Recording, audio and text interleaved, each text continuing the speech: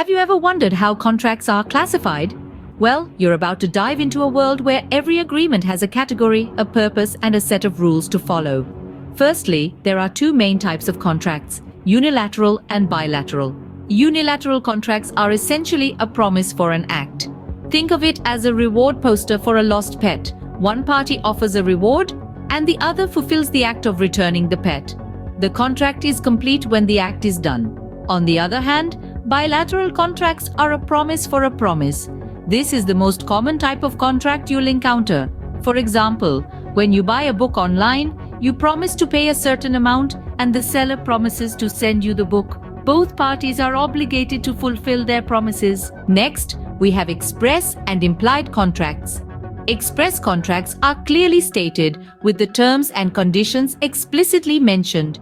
If you've ever signed a lease for an apartment, you've signed an express contract. The terms, such as the rent amount and the length of the lease, are clearly written out.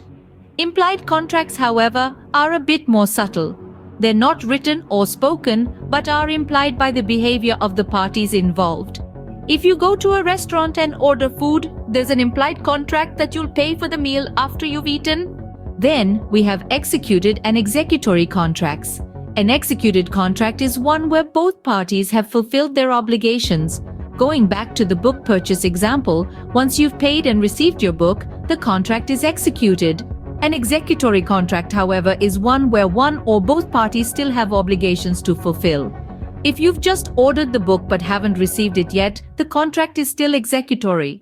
Finally, there are void, voidable, and unenforceable contracts. Void contracts are not valid from the start, like a contract to commit a crime. Voidable contracts are valid until one party chooses to void it, like a contract entered into under duress.